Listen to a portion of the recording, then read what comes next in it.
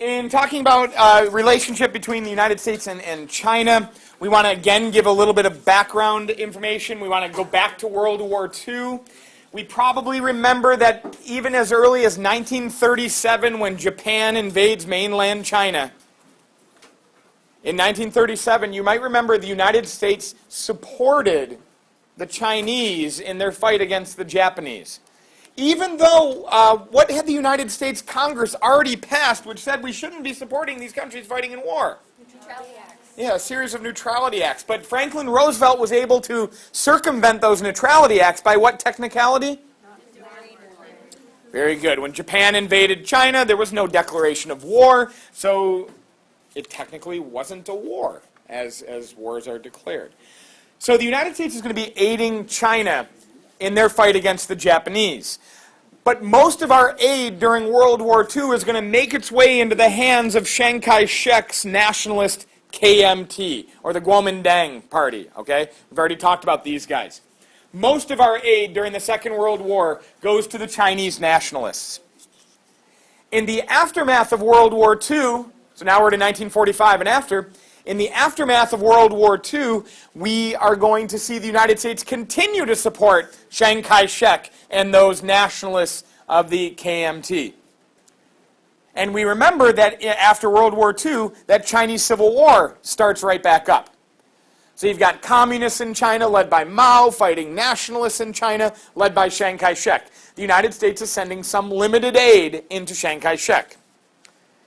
Because Chiang Kai-shek was anti-communist, and in the advent of the Cold War, that was good enough for us. Of course, the Chinese Communist Party wins, and China becomes what is known as the People's Republic of China. So in your readings or in your notes, you can now just write PRC, the People's Republic of China. That's the official name for Communist China. The United States will refuse to recognize the People's Republic of China as a legitimate state. Remember, to be a country, you only get to be a country if other countries recognize you as a country, right? ISIS saying it's a country does not make ISIS a country. They've got to be recognized on a global scene, which they're not. So initially, the United States is not recognizing the People's Republic of China, Mao's China, as the legitimate Chinese government. We actually recognize Chiang Kai-shek and the nationalists who fled to Taiwan in the aftermath of the war in China. We actually are going to be supporting Chiang Kai-shek and the nationalists as the legitimate Chinese state in the aftermath of the Chinese Civil War. Yes, ma'am? I have one general question. Uh-huh. How did other nations sort of feel toward communism? Was it as aggressive as we left? Depends on who you were and where you were. Like if you were Western Europe, of course, you were following the United States lead, but tended to not be as aggressive, I guess we can say. If you were Eastern Europe and if you were in the Soviet sphere, you were following the Soviets' lead, and you would have been supportive of this new Chinese nation. And then there's a lot of countries in like 1949 when China comes onto the scene. There's a lot of countries that just don't exist yet. All right? 1949 is before, and we're going to talk about this a little bit today.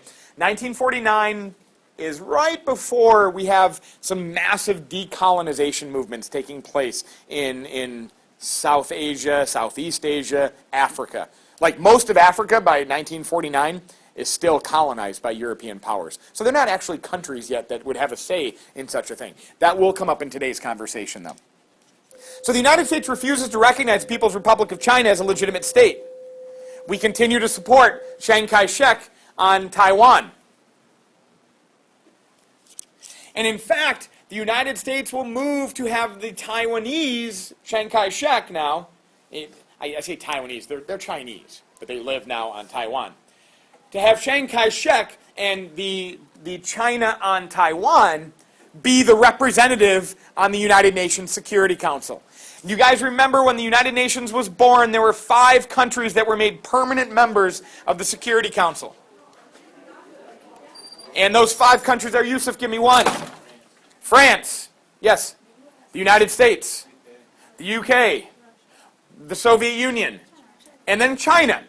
But when the Security Council was made, The China that was intended by the United States, certainly, was Chiang Kai-shek's China, nationalist China. Because that was right in 1945 when the war had just been won and the Civil War hadn't really resumed yet. Chiang Kai-shek saw himself and we saw him as the leader of China. But in the aftermath of the Chinese Civil War, Chiang now is only controlling Taiwan. Mao is controlling the hundreds of millions of Chinese on the mainland China.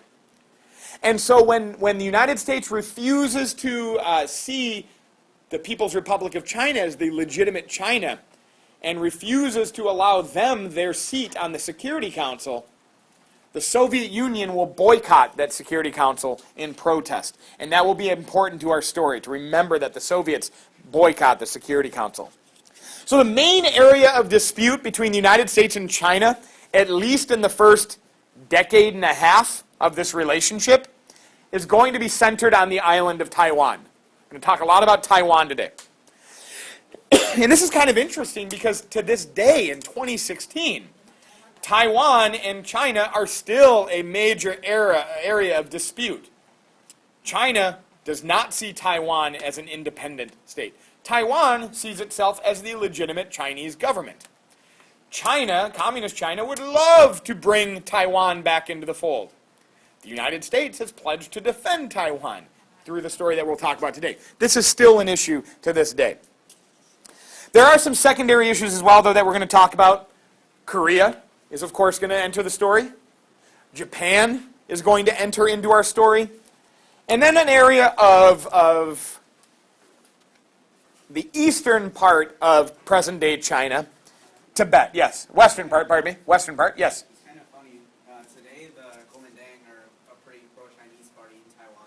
Their prime minister was just voted out because they were too pro-Chinese. Oh, really? That's interesting.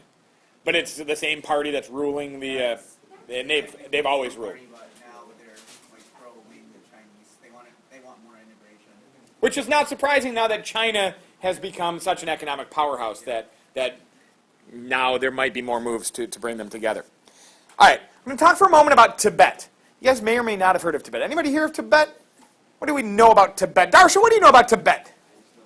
You've heard of it. It's not a country, actually, right now. Yeah. What do you know? There's the Himalayas. Okay, you got some mountains in there, the Himalayas. That's, yes. A lot of Buddhists. A lot of Buddhists in Tibet. Yes, yes. That's where the Dalai Lama is from. Okay, if you guys, it's not where he is. He doesn't go there. That's where he's from. The Dalai Lama, if you've ever heard of this figure, the Dalai Lama is the spiritual leader of Tibetan Buddhists. And in 1950, the Chinese army invaded Tibet and claimed this region, claimed this area as Chinese.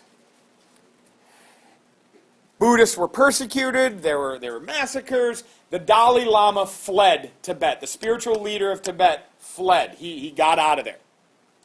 And for the last almost 70 years, the Dalai Lama has been an advocate for Tibetan independence. And many people around the world over the last 70 years, and it got really big about 15, 20 years ago, advocated for Tibetan freedom. There's a series of concerts that were held around the United States called Tibetan Freedom Festivals over a couple years where all of the biggest bands of like the late 90s, early 2000s got together and put on these huge concerts to raise money and awareness for Tibet.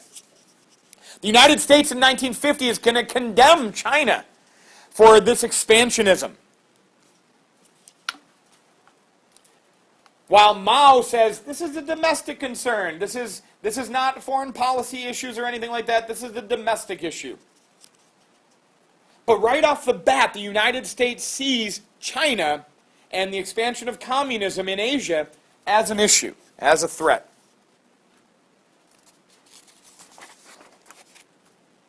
Yes, ma'am? When was Tibet invaded? 1950. And then we want to remind ourselves of the Korean War situation. Also in 1950, the United States sees the Korean invasion as under the direction of Mao and Stalin, a joint venture between the two of them. Because what is the United States' main frame of reference with regard to communism in 1950 and afterwards? Contain communism and what's the driving policy statement? NSC 68, that all communism is linked to Moscow, and Moscow's pulling those strings. So we see Chinese support of Kim Il-sung in North Korea. And if you guys remember the story, we'll remind you. North Korea invades South Korea in the summer of 1950. The United Nations Security Council meets, and they decide to offer military support led by the United States. America says yes. Britain says yes. France says yes. China, which is Taiwan, says yes. The Soviet Union, they're not playing. They've boycotted. So the United Nations Security Council approves military action. American forces and UN forces land in South Korea. We drive the North Koreans to the 38th parallel. And then we quickly change our policy from one of containment to one of, it's a phrase we use. Yes? Rollback. So we're containing communism up to the 38th parallel. But now we're going to roll back communism. We're going to drive it and liberate the entire Korean peninsula. And as we get closer to the Yalu River on the border between China and North Korea, a couple 100,000 Chinese troops pour over that border. Yes, ma'am? Why did China approve of sending the troops if they were going to push it back? Why did China agree to send troops if they were going to push it back? I'm not understanding your question. Because it got too close to us. Oh, okay, I think I see what you're saying. So you got a couple things going on here.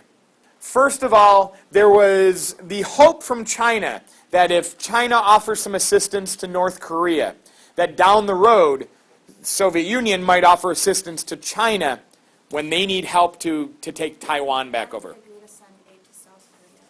No, they're not sending aid to South Korea. They're sending aid to the North Koreans to push the South Koreans back and the Americans back. Okay, so the UN, the Security Council, they said that to send troops, To aid South Korea. and China agreed with that. No. Remember, when China became communist, the United States said, it's not communist China that's on the Security Council, it's nationalist Chiang Kai-shek Taiwan. Yeah, absolutely. That's the. So, in 1950, there is no communist country voice on the Security Council. Good?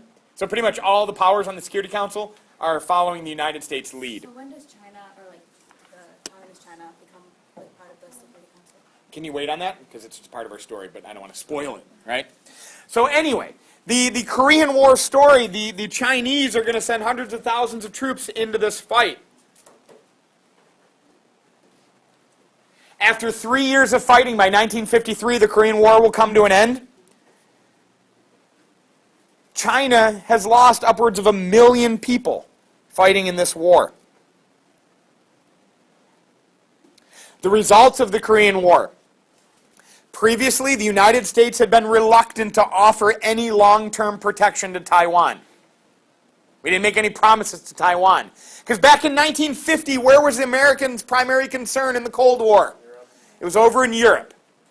But now the Korean War has taken place. We've seen the expansion of communism attempted. We now will pledge to defend Taiwan. The United States puts its military behind the nation of Taiwan.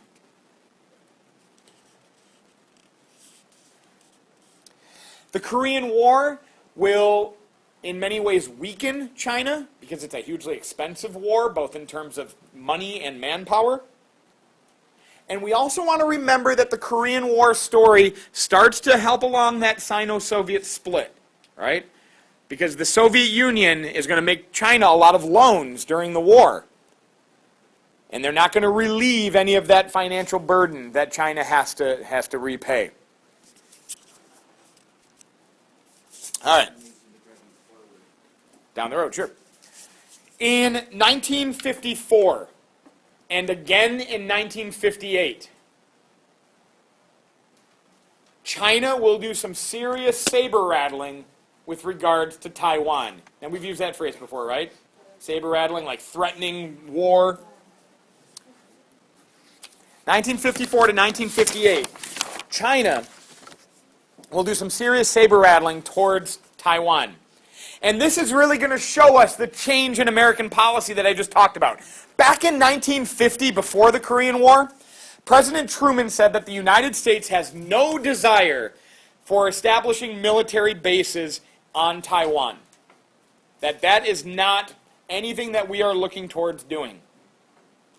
But by 1953, Taiwan is a key component of America's containment strategy in Asia.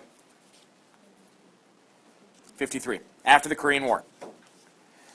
So here's what China's going to be up to, starting in 1954.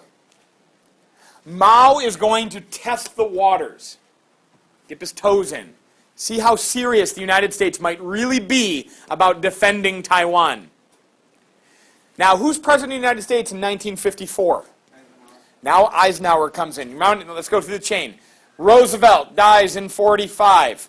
Truman comes in, finishes up the war. Truman will serve until 1950. Yeah, okay, this is somewhat confusing. The elections are on the even years, multiples of 4, but then Inauguration Day is in the following year. So Truman will actually be in office until January of 1953. Then Eisenhower comes in from 53 to 61. All right? So now by 1954, Eisenhower is the president. And Mao is going to test the United States' commitment to Taiwan by opening up some fire, by shelling some small islands off the coast of China, which are claimed by Taiwan. I'll give you the names of them, but I don't know that you will remember them. I'm quite sure that you won't remember them, but I'll mention them just in case you ever hear them again. They're the islands of Quemoy, Quemoy, Quemoy, and Matsu, Matsu. Mao and the Chinese army will shell these islands off the coast of China. Yes, Kevin? What were the nationalists, what were the nationalists keeping there that was worth shelling? Oh, there's nothing. I mean, I think there were some inhabitants on the island, but there was nothing. But they were claimed by the nationalists on Taiwan. Eisenhower responds strongly. Does anybody remember what Eisenhower's stance was? What his foreign policy was all about during the Cold War? We called it what? We had one phrase that collectivized all of his attitudes towards the Cold War. New look. And with regard to communist expansion, what does the new look say? What is Eisenhower's response?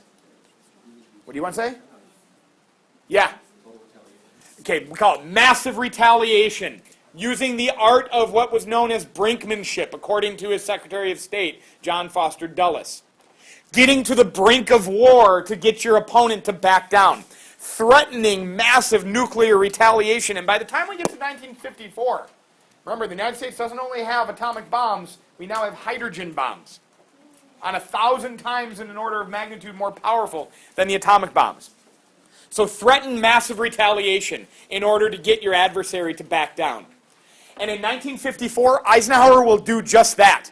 He will threaten massive retaliation against China, ordering them to stand down and stop this because we are pledged to defend Taiwan.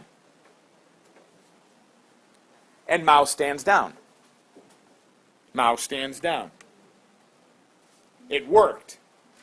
But here is where we can take a moment to recognize the serious gamble that the threat of massive retaliation involves. And this is why a guy like Robert McNamara in the 1960s is going to change American policy with regard to massive retaliation.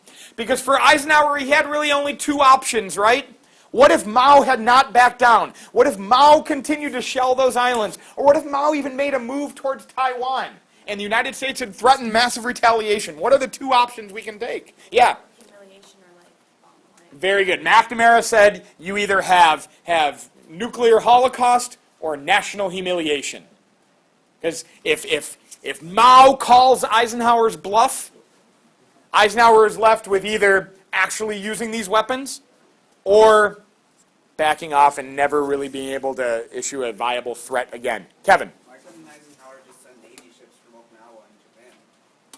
Oh, they were in the area, but this I don't know. I mean, our Navy was in the area, absolutely. I know, but like move them in range of Taiwan. So that, Yeah, they were moved, but I we guess that's show of force. You couldn't do something like that. early Cold War, and we had big bomb. Like, we used those as a deterrent. So anyway, in 1954, Mao tests the waters, and he backs down. In 1958, Mao is going to push again. Once again, shelling some islands off the coast of China. And he moves to bring troops to the eastern coast of China to prepare an invasion force. American naval ships are actually fired upon in the Straits of Formosa. This is in 1958. The Straits of Formosa, or the Straits of Taiwan. It's a strip of water between Taiwan and China. American ships are actually fired upon. The United States prepares for war in 1958. But a Chinese invasion would never come. The Chinese again will back down. So we see China as an expansionist state. But we must remember, we see China as an expansionist state, but who do we believe they're taking orders from? We believe that they are in cahoots and they are a joint operation with Joseph Stalin. So we will continue to contain Chinese communism. We place a trade embargo on China. Most of you are holding writing utensils in your hand right now that were made in China. American students in the 50s and 60s and into the 70s would not have had pens and pencils in their hands that were made in China because we had a trade embargo against them. We wouldn't import little things like that we do now. We would continue to obstruct the People's Republic of China from having that position on the UN Security Council. We would continue to pump military and economic aid into Taiwan. If you were a kid in the 60s and 70s and you would look at your pencil or other small electronics, you might see made in Taiwan. You wouldn't see made in China. You had a really old eraser from Taiwan. Excellent. Excellent. We would create, and this is after the Korean War, we would create what was known as SEATO. We've already talked about this. The Southeast Asian Treaty Organization. A defensive alliance in Southeast Asia, much like NATO was a defensive alliance in Northern Europe. When do we create SEATO? In 1953, SEATO was organized, I believe. And then we would create a number of what are known as bilateral treaties. Bilateral means two-country treaties with nations of Asia like Japan and like South Vietnam that are seen as under the Chinese threat. Good? What year is the embargo? 19, I don't have a specific year that the embargo was launched, in the 1950s. As we push into the 60s, our policy of containment and isolation of China continues. When the United States starts to learn about the Great Leap Forward, we thought much the same about it as the Soviets did. That it was an example of Chinese fanaticism as well as propaganda for the failures of communism, right, or Marxism. Because what does the Great Leap Forward look like to us? A disaster of communist governmental policy. Taiwan will continue to be an issue in the 1960s. But then a couple new issues pop up on the scene, like Vietnam, decolonization, and the Chinese Cultural Revolution. And we'll talk about each one of these things. First, for Taiwan in the 1960s. China still wants Taiwan back. They want reunification with Taiwan. They don't give up those demands. But there is no, in the 1960s, there is no return to the brink of war like we saw in 1958. But Taiwan is still a stress. We've got the Vietnam story. We've got the Vietnam story. If you remember, in Vietnam, the North Vietnamese were being funded and armed by the Chinese and the Soviets during the Vietnam War. And the People's Republic of China will condemn American actions in Vietnam as further American imperialism. So that is not helping out the relationship between China and the United States. And then we have a series of decolonization movements in primarily Africa in the 1960s. If you guys remember from AP World a couple years ago, we spent some time talking about how in the 1800s, Western Europe had the ability, the military power, to take over all of Africa, to take over South Asia, to take over Southeast Asia, right?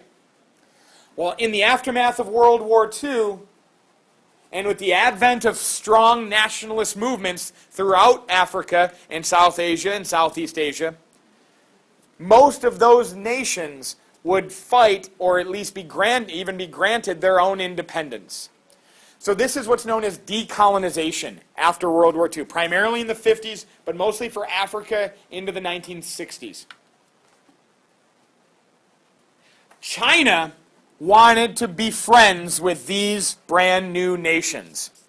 These new nations that had just pushed away colonial control, they wanted help from outside. They wanted financial and military assistance, and China was more than willing to give it.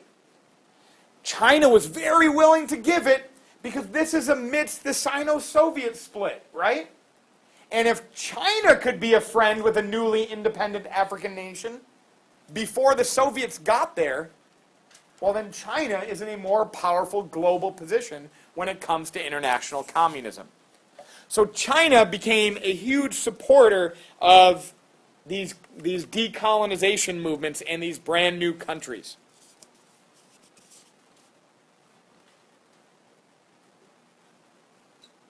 In 1966, the American Secretary of State at the time, a guy named Dean Rusk, R-U-S-K, is going to voice what becomes America's policy towards China. That one, we don't seek to overthrow the People's Republic of China. Now, guys, why would we try to overthrow Kim Il-sung in North Korea in the 1950s, but we don't have any intention on trying to overthrow Mao in China?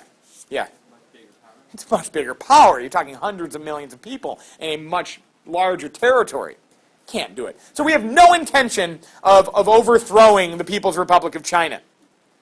It's now containment. Same reason we couldn't ever invade the Soviet Union, or we wouldn't do that. Can't do it. So we're going to contain. The United States is going to object to the Chinese involvement, though, in other nations. We don't think that China should be getting involved in these decolonization movements in Africa. Does that ring a little hypocritical to to you guys after studying America's involvement in the world? Yeah, a little bit. A little bit.